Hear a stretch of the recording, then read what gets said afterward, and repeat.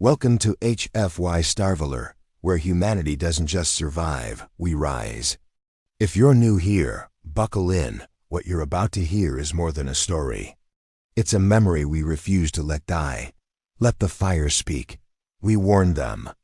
When the Elyari came to rewrite us, we chose to burn instead. Now they call the scars dead zones, but we never died.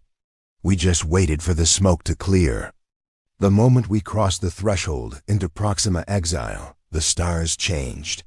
They dimmed subtly, as if holding their breath. The burn zones weren't supposed to exist anymore.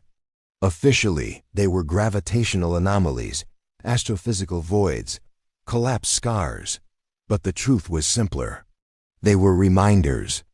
Reminders that humanity had once chosen to burn its own colonies to ash rather than surrender them to the Elyari. No one knew how many had died in those final flare-outs. No one outside of Earth even knew why we'd done it, but I did. Because I helped light one of them. And now, something inside Proxima was calling us back. They said this was a recon op. Low risk, minimal exposure. Just a data sweep into a dead zone to verify Elyari intel about residual quantum noise.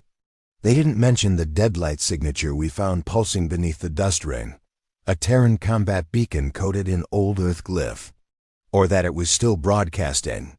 Deadlight protocols don't broadcast, Rias muttered, teeth gritted.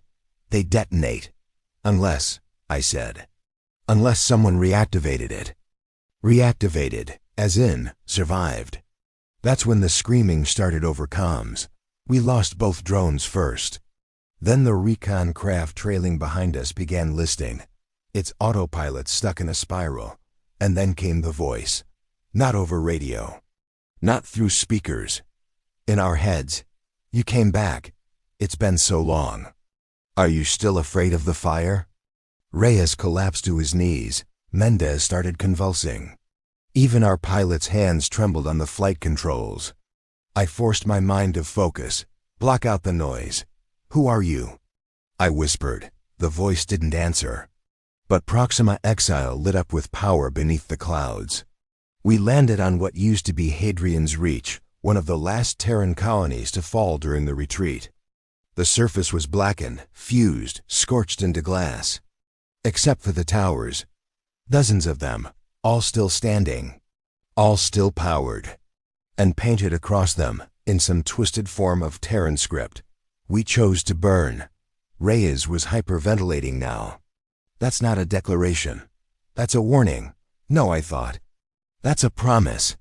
Because the towers weren't empty. They pulsed with life, human, but changed. They walked out of the towers without masks, no suits, no gear. Their skin shimmered, darkened with carbon latticework, eyes bright like weld arcs. And when one of them spoke, her voice echoed like it had come through flame. You don't belong here. Reyes raised his rifle. I shoved it down. You're Terran? I asked. She smiled. But it was the smile of someone who'd seen extinction and laughed. We were. Before the burn. Now we're something else. We are the Fireborn. They took us beneath the towers, not into ruins, but into a living city buried beneath ash. Geothermal veins powered the place. Bioforged tech we hadn't seen in over a century. Cryopods, genetic libraries. Weapons forged from things we didn't even have names for. We weren't meant to survive, said the woman, who called herself Lyra. But the architects of the burn didn't just plan destruction. They planned rebirth. They burned the surface to erase the Elyari and left us to rise after. You're the next generation? Reyes asked. We're the last, unless you finish what was started. We tried to contact Earth. No answer, no beacon, no ping. The last known colony relay had been dark for 30 years, but now even deep frame pulse relays came back void. This isn't a recon op, I muttered. This is a setup. Reyes paled. You think we were sent here to die? Lyra said nothing, just stared at the sky. Then she whispered. You were sent here because they knew we'd wake up. Back aboard our ship, we decrypted the rest of the deadlight beacon's sublayers. There were files, thousands, buried logs, footage, and orders from high command signed after the burn. Orders proving that the Eliari peace accords were forged by traitors within Earth's own upper councils, politicians, and CEOs, who traded our colonies for alien technology and permanent exile of Terran war assets. They betrayed the burn, I said aloud. They sold us out. No, Lyra said softly. They sold you out.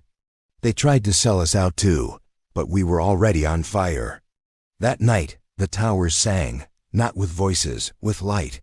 A sequence of pulses, red, white, violet, that echoed through the ash storms above.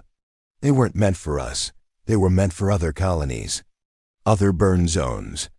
And they answered. One by one, across the galactic map, flare points activated in once dead systems. Hadrian's Reach wasn't alone. The Fireburn are waking, Lyra said. The stars won't know what hit them. The towers pulsed for 6 hours. Across the ship, our instruments overloaded with encrypted subspace flashes, nearly 48 distinct responses from deep burn zones, each with a different signature. Reyes stared at the data stream in disbelief. These colonies weren't just incinerated, they were planted. He wasn't wrong. The fire wasn't an end. It was a signal flare, and the reply wasn't words. It was mobilization. Somewhere in the galaxy, systems that had been dead for a century were now transmitting movement orders in old Terran combat code. Orders meant only for those who remembered the burn, and we weren't supposed to see any of it. We tried again to contact Earth, still nothing. So we checked relay logs from secondary channels, old archive networks, forgotten orbital caches. They were all empty. But Reyes found one thing buried in a ghost packet, a video file. Corrupted, only 9 seconds of static and a single clear frame. An Earth sky cracked by falling fire. And a voice, hoarse, barely audible. They're erasing us again. Then static. Then silence. Lyra took us to the cryovos. There were thousands of them, not full of corpses, not even soldiers, civilians, scientists, architects. Each pod encoded with skill matrices and memories stored as neural backups, the founders of the Fireburn Project. They weren't meant to survive the first war, she said. But they knew the second one would come. They thought we'd be gone, I said. No, she corrected. They knew we'd be back.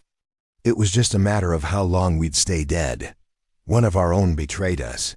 We learned that when Reyes opened a sealed AI node and found a stealth packet buried inside our own ship's nav system. The packet was Eliari, not just surveillance, a death signal. One that had activated when the Fireburn tower started pulsing. Which meant someone from Earth had pre-authorized a termination failsafe, in case something like this ever happened. Reyes stared at the embedded signature, a Terran ID code, mine. This is you, he whispered. I never signed that file, I said. But it was my name, my clearance, and my authorization. Lyra wasn't surprised. They didn't just betray you. They used you. Whoever sent you here knew you'd trigger this response. That's the real recon mission, not data gathering, detonation. I couldn't argue. But then Lyra showed us something else, the Obsidian Codex. A relic of pre-burn Earth, a memory construct made from living carbon arrays, human memory, compressed into liquid form. We've been carrying history in our blood, she said. And someone, somewhere, is trying to bleed it out before we finish remembering. From Hadrian's Reach, we launched toward the edge of the system, to a place called Grave Point Delta, where wreckage from the old war had supposedly drifted for a century. But it wasn't wreckage. It was dormant fleet stockpile, 8 ships, cloaked, scarred, silent. And one of them was still alive. The ship had no name, no registry. But it opened its hangar bay when we approached. Inside was a single chair, human-sized, waiting. Reyes volunteered. We strapped him into the command chair, and the ship lit up. Not like old Terran ships. Not even like Fireborn towers. It responded to his blood. Specifically, his genetic ancestry. My grandmother served in Burn Command, he muttered. They called her a ghost general. Now the ghost was listening. The ship's eye came in line with a single message. Reactivation complete. Phase 2 of Operation Emberfall authorized. What the hell is Emberfall? I asked. Lyra's eyes darkened. It's the contingency, if humanity ever lost. And it's not just about fighting back. It's about making sure no one ever forgets what happens when you try to erase us. We intercepted an Eliari broadcast near the burn perimeter. A hidden message in their diplomatic traffic. Phase intercept successful. Human recon unit compromised. Internal agent active. Internal agent? Reyes and I looked at each other. There's a mole, he said. I didn't argue. But I was already starting to wonder. Not who it was, but how many of us were still unknowingly wired with kill switches. Not everyone who survived the burn was meant to live long enough to see it rekindle. The ship with no name took us to a second Fireborn site, not a city, a temple. Ancient, monolithic, forged from meteoric glass and heat-tempered steel. Inside, murals told the story not of defeat, but of a plan.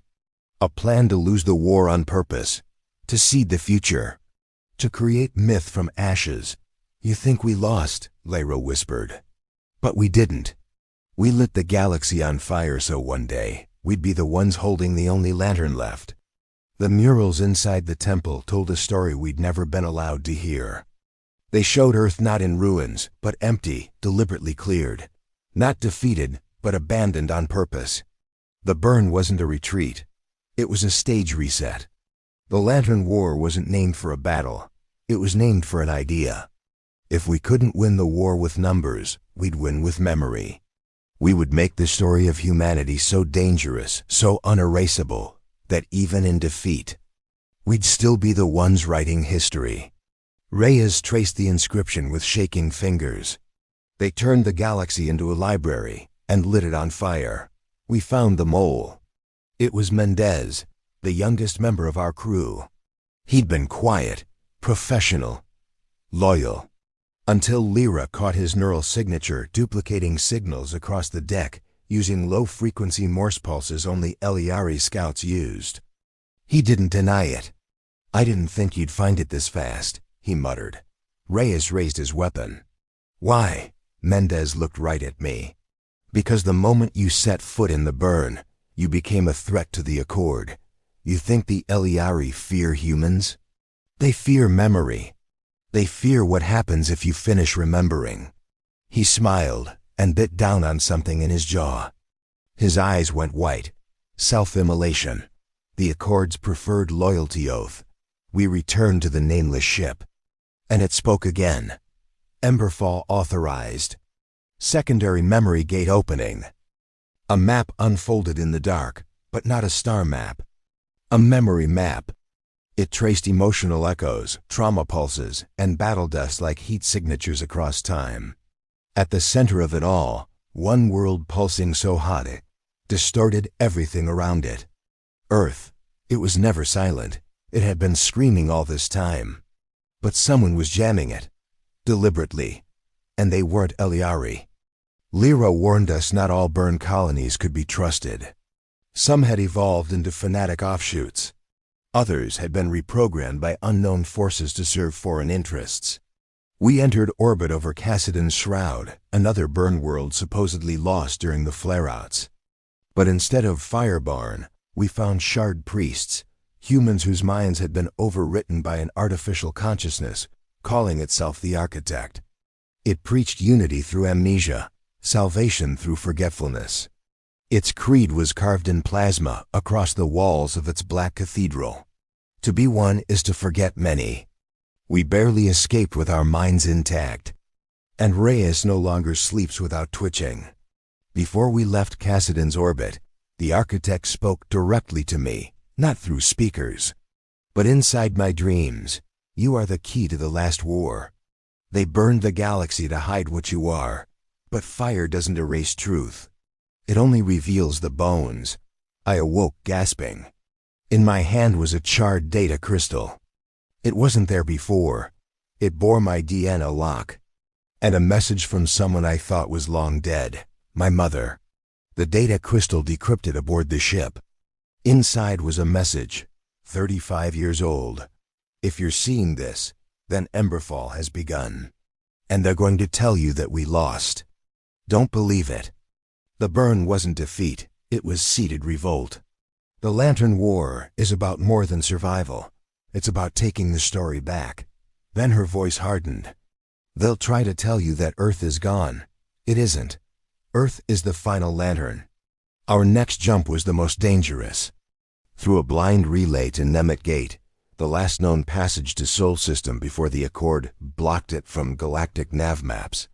The corridor was mined, laced with quantum tripwires, guarded by automated Accord sentinels that fired without warning. We lost Reyes. One pulse took his ship in half. We didn't even get a scream on comms. But we made it through. Because the nameless ship remembered a route the Accord didn't. A burnt scar through folded space, etched by a human fleet 90 years ago, and sealed in time. It cracked open as we passed through, and beyond it Earth. Earth was not dead. It was cloaked. Its orbit filled with debris, yes, but it wasn't garbage. It was mirrors.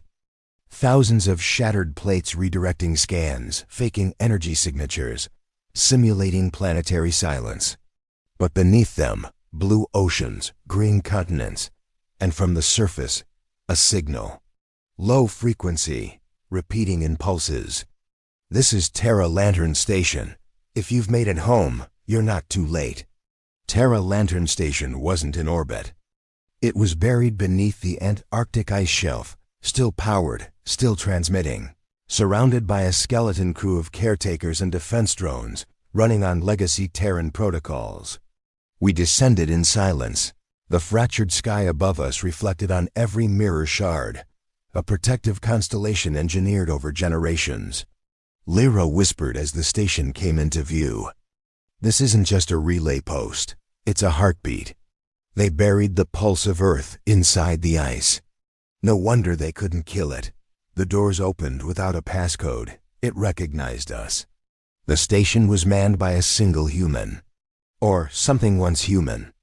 They called themselves the Warden, a pale, ageless figure with eyes like static and veins that pulsed with dim red. He'd been kept alive for 104 years. I was one of the last flame carriers, he said. Our job was to keep the memory burning. To send it when the galaxy was ready. Who said when it was ready? I asked. He smiled. You did. He handed me a memory shard etched with my own genetic ID, sealed 91 years ago. The shard contained not battle plans, but a story. A full memory archive of the burn. Every decision, every death, every betrayal, every colony's final transmission, compiled and encoded into a living story frame, meant to be broadcast into enemy consciousness. The Lantern War isn't about ships, said the Warden. It's about truth. We didn't want to destroy the Eliari. We wanted to make sure they remembered. Forever. The shard wasn't just data, it was weaponized history. We triggered the old Earth transmitter, the one buried so deep it tapped into planetary crust resonance. The signal was tight beam, encoded through plasma vibration, impossible to intercept with standard comms.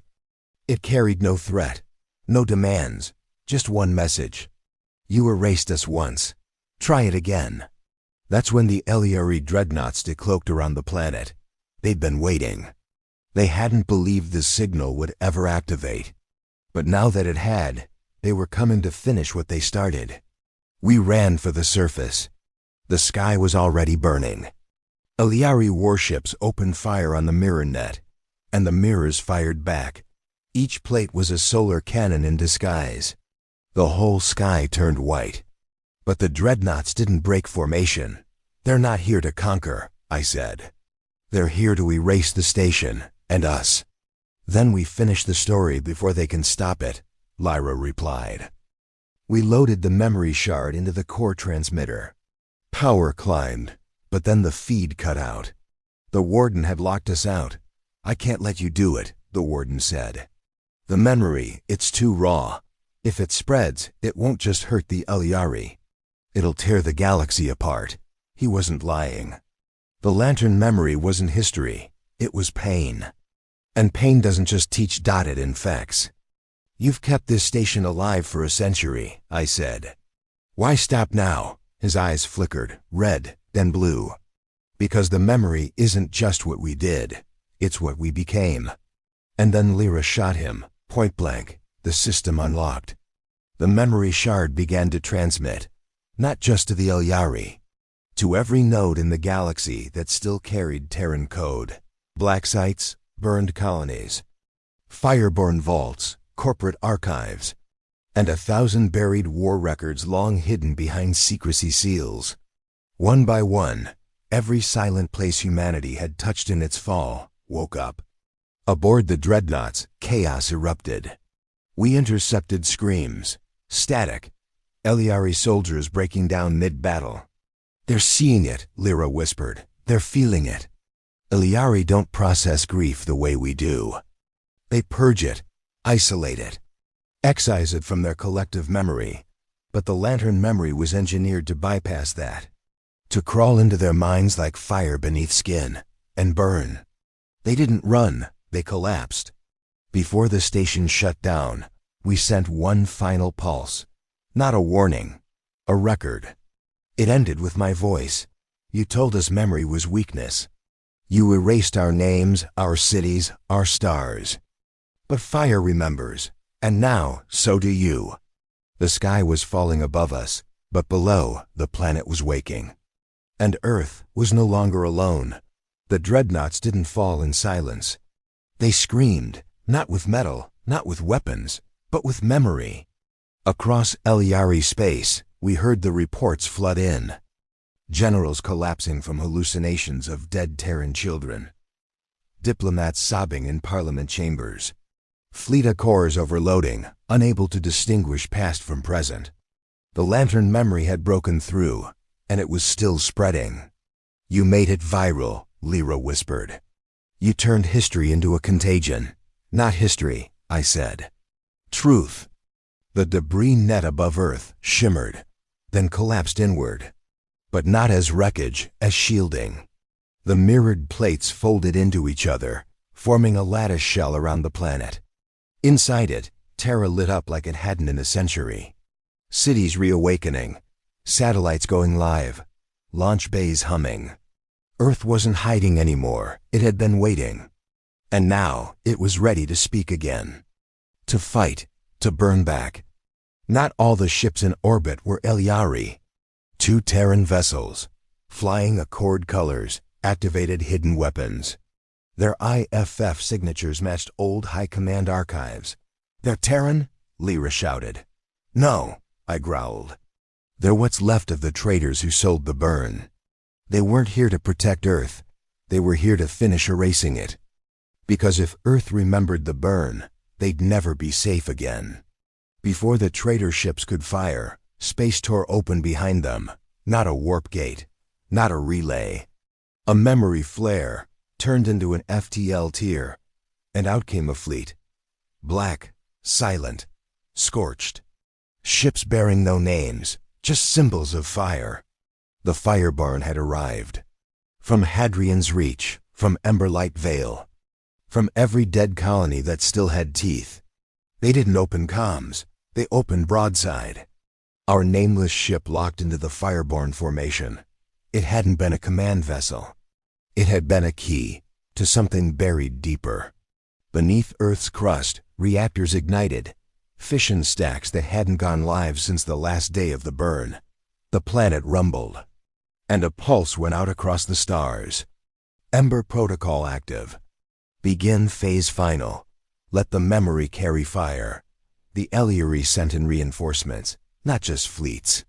Seraphim-class dreadforms, biomechanical gods, 12 kilometers long, forged from stolen Terran tech and Elyari hive minds. They descended like angels and bled like animals. Because the lantern memory had changed more than minds. It had changed strategy. Now every fireborn ship moved with shared memory, like one mind, one vengeance, one cause. The Elyari didn't understand it. They tried to adapt. But you can't outmaneuver ghosts who've already died for the cause. In the heart of Terra Lantern Station, something cracked. A secondary core, long dormant, activated. It wasn't from Earth. It was Eliari. They'd buried a counter-memory, a failsafe. A story designed to overwrite the Lantern memory with a false piece, to sterilize the emotion, kill the pain, and it was working. The memory network started to fade. Ships wavered, confusion spread, until Lyra made the choice. She stepped into the uplink chamber, no suit, no tether.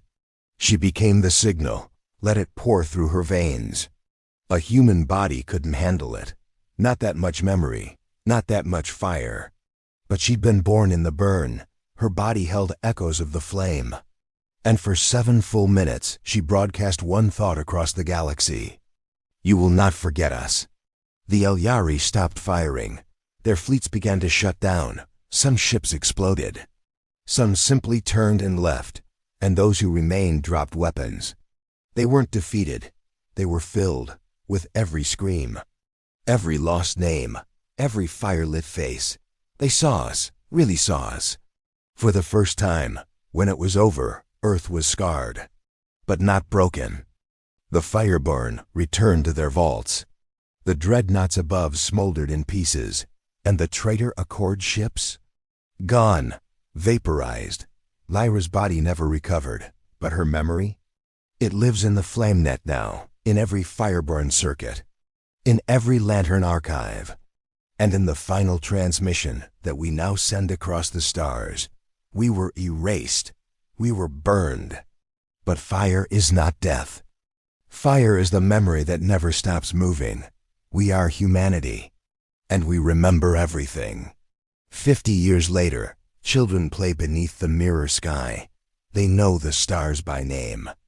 They learn the burn not as tragedy, but as a founding, a rebirth, a refusal. Every colony that once vanished is now marked with a Lantern beacon.